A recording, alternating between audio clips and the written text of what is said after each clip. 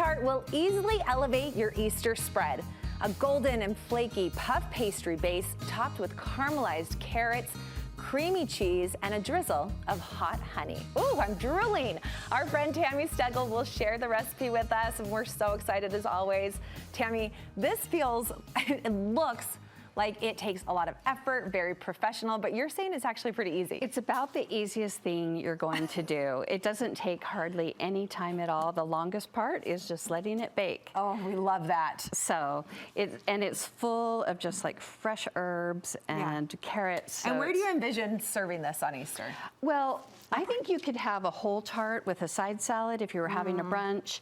You could cut it in halves as an appetizer, or you could have smaller quarters for appetizers as your guests are arriving. Yeah. I like to have food waiting when they're waiting for dinner and they're socializing. I like eating while I'm waiting for dinner. So do I. To me, that's the funnest part. It absolutely is. All right, so you're gonna walk us through really it. Quick, I just wanted to show you how to cut a carrot without cutting your fingers off, because that would be wonderful. They're so hard. So I just give it a quick score.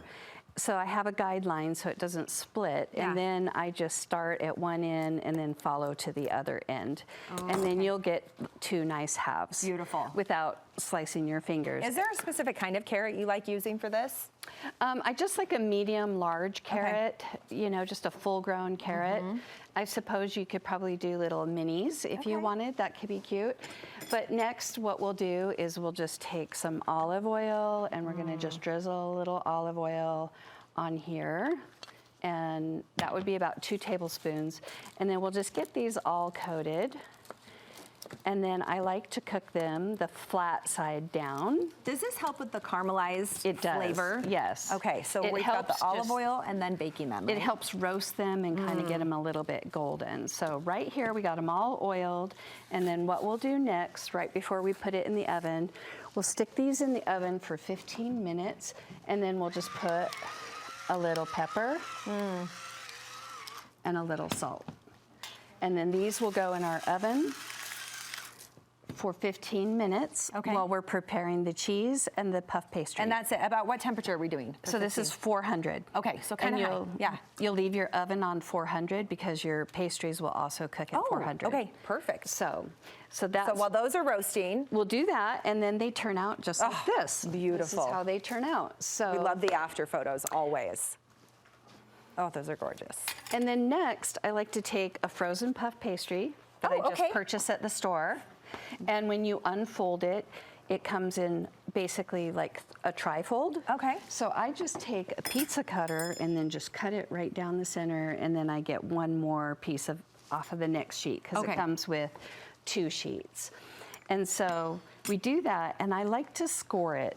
So what does this do for it? Why is the scoring important? So scoring kind of gives you a guideline of where to put your cheese and where to put your carrots. And it also kind of helps this part like puff up around it, so it feels like a little cup. Oh, that's how you get that kind of boat cup look that you're talking about. And so I just score it lightly. I don't want to go through. And I just take like a bench scraper and just give it a light score like that. And then since this was about the size of the end, I just used a little cookie spatula to score it. Yeah. So we're just gonna score it. Perfect. And then meanwhile, we will make our cheese. Oh, tell me about the cheese. This is exciting for me. It's very herby. Can't even get my words out, I'm so happy. So it's very herby, and we just take 8 ounces of goat cheese. And then we add all of these beautiful herbs that you see over here. We're gonna put about, when you see a recipe and it says 2 tablespoons of herbs, and you're like, what is 2 tablespoons? So 2 especially tablespoons when it's fresh, you're like, what? Is actually 10 grams, and so it's more than you think. Yeah. And so I like to put the weight in every recipe so that you're not guessing. But you put these beautiful herbs, the dill, the parsley, and the chives, and that goes with your goat cheese, and then a really large piece of garlic, and then all of the zest from a lemon, and then the juice of half of a lemon. And you blend that all up. That sounds amazing. And then what I do is, you could spread it on, but spreading is a little bit tricky.